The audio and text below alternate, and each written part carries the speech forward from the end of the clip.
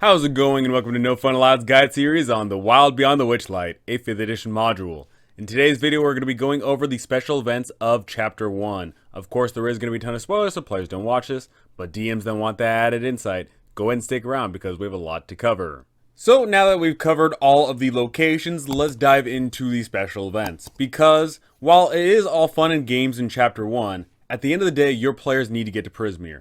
They should be told right from the get-go that their hook is to get to Prismeer, and it's located somewhere in here. That could prompt some groups to try and turn over every rock to see which way they can get to Prismeer, but over the course of time, the NPCs should be slowly seeding it out that Mr. Witch and Mr. Light are the only ones that are going to be able to get your players there, and that is when your players are going to have to formulate their plan.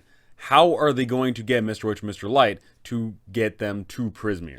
Are they going to be super good and get on their good side? Are they going to be super naughty and thus make Mr. Witch and Mr. Light have to bend to their will? Are they going to steal something from Mr. Witch and Mr. Light and bribe them or hold it hostage or whatever? Your players can go about this a number of ways. But in the meantime, as your players are exploring around the Carnival and also doing all of this, there is some timed events. So let's look at that, shall we? The first timed event we have here is the welcome gifts. Right after this place opens up, then Northwind the Tree and Sapling is going to be moving about the place, and a whole bunch of things are going to rain down, and your players have a chance to catch all these sycamore seeds, and if they do, they get some special goodies. What's also very cool about this is anybody that does catch any of these, mark them down on that story tracker because that will prove useful later on. Now the 4 through 8 on the rewards here is pretty good because adding a D4 or earning a gold piece or adding a D8 to an ability check is pretty cool. The 1 through 3 is alright. Hopefully you have some people that are willing to buy into the roleplay of it. If they're not, then I guess whatever, I guess they're not having some fun. But these things are pretty great and they just are a great way to reflect what's going on in the adventure. The second event we have here is an hour 4, the Big Top Extravaganza. There is a whole-blown event going on in the Big Top, and if your players just sit there and watch, it's actually a pretty cool show, and you should describe it as such. You should really get into the details of what's going on there and encapsulate them. But what's really cool is there is a group performance stage where your players could potentially join in, and if they all join in and they do incredibly awesome things, then boom, they will raise the Carnival's mood. But if they disrupt this thing, and if they're trying to be totally mean about all these things, then of course the mood's going to go down. Now this is a good way to get on Mr. Witch and Mr. Light's good side. If your players do perform in this, then this is a guaranteed way to get them to meeting Mr. Witch and Mr. Light, where Burly is going to come up and say, hey, you guys, come with me. And lastly, here we have hour 8, right as the place is about to close down, then boom, there is this awesome revelry, and everyone's on board, and this is where you can have the crowning of the Witchlight Monarch. So if you have any player characters that are doing absolutely fantastic and raising the mood of this place, then one of them is going to be selected as the Witchlight Monarch, which is totally cool because one, that means they get on Mr. Witch and Mr. Light's good side, but also you get the charm of the Monarch, which is you sprout a pair of beautiful wings, and as long as you have these wings, you gain a flying speed equal to your walking speed, and you gain a +5 bonus to all charisma-based ability checks. This effect lasts for 1 hour, and you can do this whenever you want throughout the course of the adventure. So this is really powerful. This will be insanely strong, and this will definitely get your players through some terrible situation because getting a +5 bonus to all charisma-based ability checks is pretty good, and also the flying speed is pretty awesome. And also, as a really fun flavor note here, is that fey creatures will actually recognize the individual who was crowned the Witchlight Monarch, and they will say Your Majesty or Your Highness and things like that. That is super cool. Once again, having things be relevant throughout the entirety of a campaign for something you did early on is absolutely fantastic. Now, it's also in this section that we get Tumblestrum's intervention, and if your players just muck up everything, they just absolutely do everything wrong, they're never in the right place at the right time, they say all the wrong things, they do all the wrong things, and they are just never able to get the invitation from Mr. Witch and Mr. Light to go to Prismeer, then Eliwick Tumblestrum is going to show up and say, hey, let's go through here. And that's just a really easy and cheap way to get them in. I am going to talk about some more fun ways we can get our players into Prismeer, but that's definitely just one simple way to just kick them through the door. So before we move on to the special events, something I want to talk about is time. So yes, your players show up to the Witchlight Carnival and they're having a fun time, but here's the thing. the Witchlight Carnival stays in place for several days. It is, I believe, under the speculation by all this adventuring stuff that your players show up here and they do this all in one day. But what if your players want to spend a lot more time here? What if they actually want to spend several days here? You are going to have to change up some text because some of the text does imply that it's all happening the same night. So just make sure of that. And also reward them for having a fun time. Maybe they specifically spend the first day going on the top side, and maybe the second day they go to the bottom side there. You know, just reward them for having a fun time, because this chapter 1 is without a shadow of a doubt the most fun and liberating version of a level 1 adventure from any of the 5e modules, because let's face it, level 1 combat is extremely dangerous, extremely harrowing, and more often than not in all these 5e adventures, your level 1 adventure is death-defying and scary. So presumably one of the NPCs has told them, hey, you should totally get in with Mr. Witch and Mr. Light, in which case if they do so, either by increasing the mood or decreasing the mood, or they perform in the Big Top Extravaganza, that is when Burly the Bugbear is going to show up and say, hey, follow me, the management wants to see you, and boom, just like that, they are going to be shown off to the staff area. Once they make their way through, they can see inside the wagon where Mr. Witch and Mr. Light are going to be waiting for them. And that is when the two are going to start talking to the party and saying, hey, what are you guys up to? How are you feeling today? What's going on? Now, it's also very funny to note here is if the characters attack the carnival owners, then they are swiftly restrained by all the characters around. And let's face it, if you have a level 1 party, they are going to get dunked on by Burly and Thaco and Mr. Witch and Mr. Light. There's no way a level 1 party is going to be able to take out all of these people. That being said, though, I know that some people don't like level 1. Maybe you start off this adventure as level 2 or level 3 and get the ball rolling a little bit more. Then they are in potential danger, I guess, but hopefully it doesn't come down to that. Now, the reason for this meeting is Mr. Witch and Mr. Light want to make sure that the characters are on the up and up. As your players ask questions, they're not going to be answering too much. They're not going to go into the Coven. They're not going to go into what's going on with Prismeer. They are simply going to say that some things are outside of their control. Specifically, if the players are looking for lost things, they're going to say what's lost is lost and what's gone is gone. Now, what is cool is if your players showed up to the staff area earlier and overheard the conversation about what's going on, then they could hear about Kettlesteam if they have not already interacted with Kettlesteam, in which case your players could say, hey, what's up with that? And they'll say, oh yeah, just a disgruntled guest there making trouble. Basically, they're just going to try and gauge the situation. Now, once you feel your players have asked enough questions, maybe you do only allow one question for each player character, or maybe you just let it be on a timer, or whatever the case may be. Once the conversation dries up, that is when they're going to have the characters escorted out where they can go about the usual festivities. Now, after this meeting, it should be obvious to your players that unless they do something, Mr. Witch and Mr. Light aren't going to simply just open up and say, oh yeah, we're going to let you to Prismeer. So your players are going to have to work for it. And one of the ways they can work for it is right after this meeting, Burly is going to walk up to the players and say, hey, I know that there's something going on here, and if you guys need some help, I've got a plan. Burly's plan is for the characters to steal the Witchlight watch and use that as leverage against the two. If your players are able to get their hands on that Witchlight watch, then boom, they are going to be shown to the Hall of Illusions and to Prismeer, and that's the end of story. So what I really like about this is, once again, this is just prompting your players into a certain path. Are they on the good but sort of nefarious side? Or are they on the bad but somewhat good side? Whatever the case may be, this is just one way for your players to go about it. Now we get this little section here on how your players may approach trying to steal this thing if they follow Burly's plan. But guess what? Players never follow plans because players ruin everything. So you got to be just willing to accept whatever happens on the fly and just simply have them roll for some sleight of hand or some stealth check or whatever it is that their plan is to get that Witchlight watch. So the event of trying to steal the Witchlight watch could happen during the Big Top Extravaganza. It could happen during the crowning of the Witchlight Monarch. It could happen potentially any time, really, if your players are that creative. Especially if they get some sort of invisibility or if they get really creative getting a whole bunch of allies along their side. Whatever the case may be, just roll with the punches. Another aspect of this chapter is that we have a third party in the mix here, Kettlesteam. Kettlesteam is trying to do the same thing as your players. So your players may decide to align themselves with Kettlesteam and cause a little bit of chaos, or maybe your players put a stop to Kettlesteam's mayhem and try to raise the happiness of the Witchlight Carnival. And also, they could just simply try and get Kettlesteam to hand over the voice that she stole, because maybe your players want those singing lessons. Now, your players can look around for Kettlesteam if they know her, if they've interacted with her before. For anybody that spends an hour searching, they can make a DC 13 investigation check. And what I would recommend is, if you have anybody that's floating around in one of those bubbles or on the Dragonfly rides, maybe you give them advantage or a plus to the roll there, because I think that's totally an awesome way to go about it. And if they succeed in finding Kettlesteam, they can chase her down and then start questioning about what's going on. Now, what's really interesting about this is if your players have the adventure hook of working for the Warlock to go to Prismeer to find out about Zybilna, then Kettlesteam has a very similar story.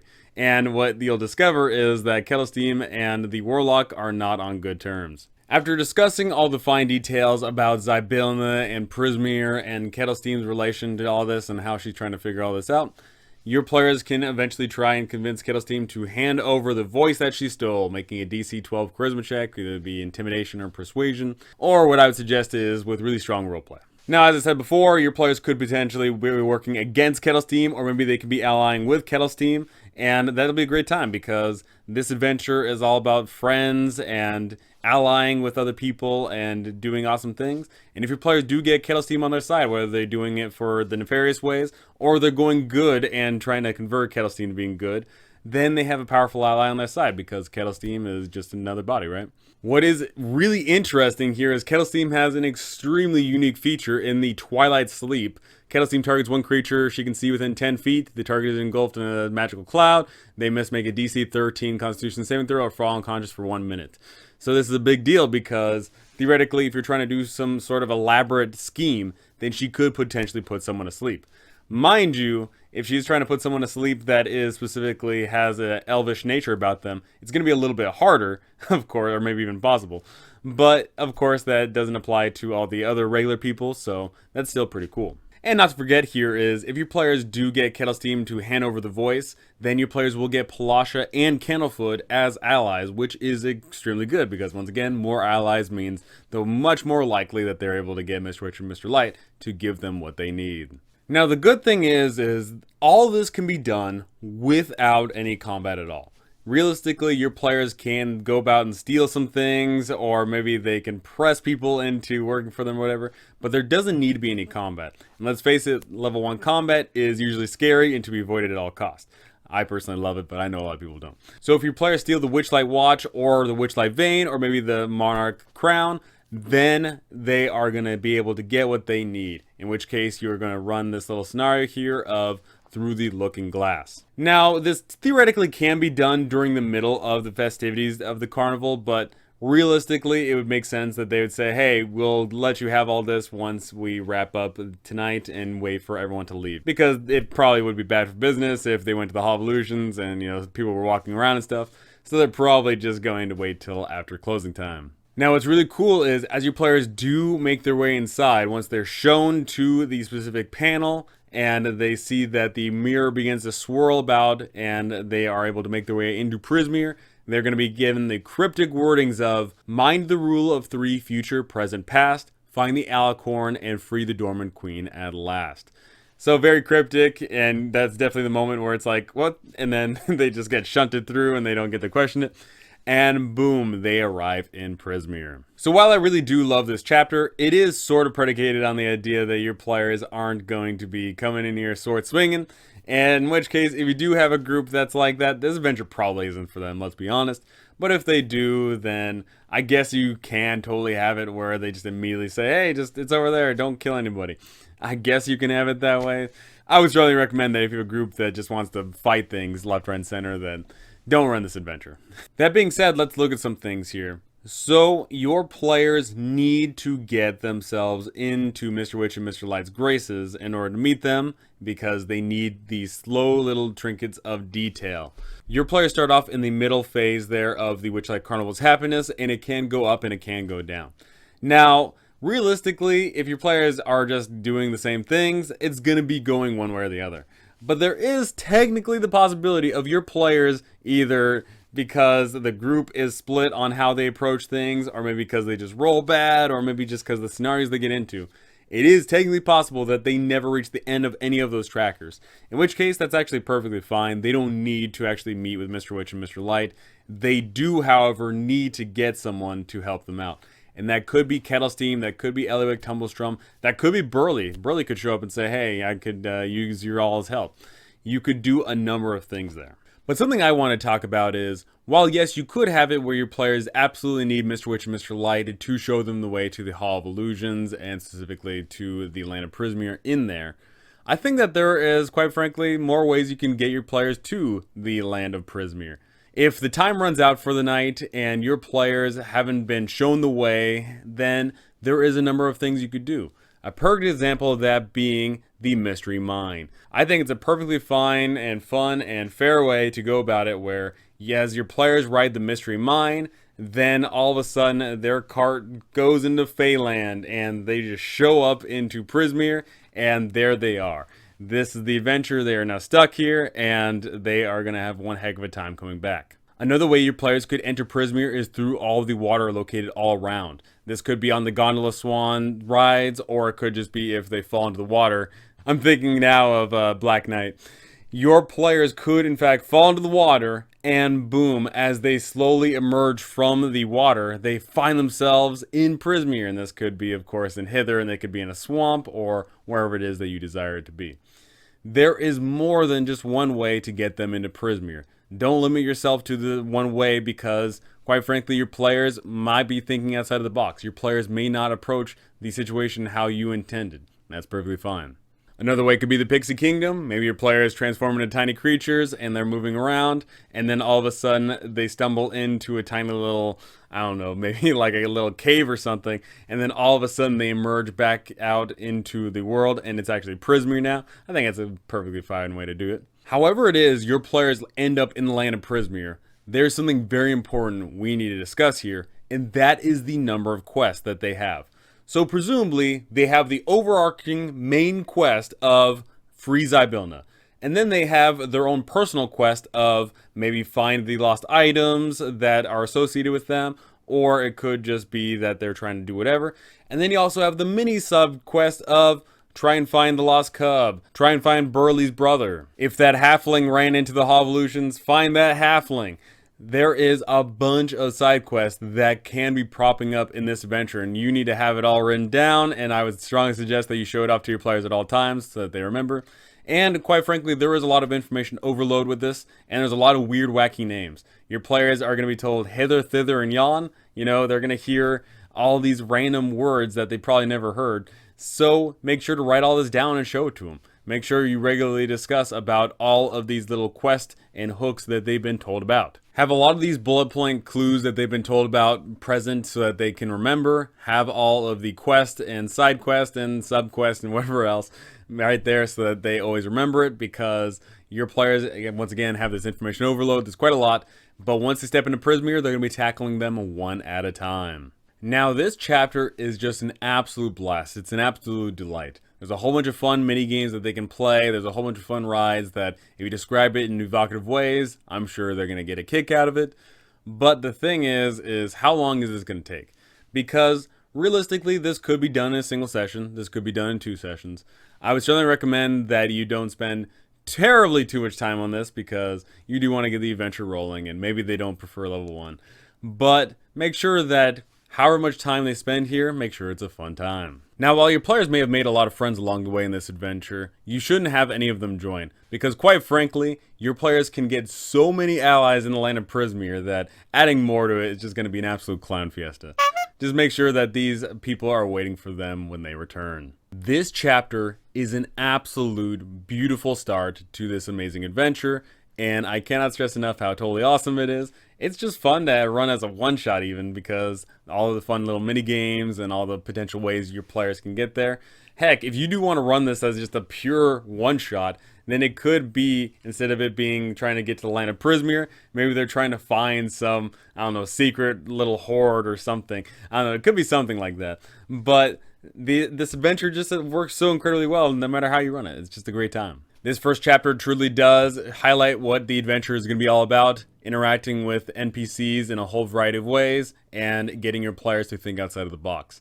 And stay tuned for all of the guides that I will be doing on all of the future chapters to come, because that is when we are going to have to really be thinking outside of the box. And of course, we'll be adding a whole bunch of fun variety of things there. So go ahead and tell me, how do you think your players are going to handle this situation? Are your players going to try and steal from Mr. Witch and Mr. Light, or do you think that they're going to try and appeal to their good senses? Do you see your players failing so badly that they just have to be shown directly to Prismeer? And will one of your player characters be marked as the Witchlight Monarch? Go ahead and tell me those things, because I would love to hear it. But that's going to do it for me. Thank you for watching. Thanks for listening. And thank you to my amazing patrons. You guys are absolutely incredible. Thank you so very much. And I cannot wait to see you all in the next one.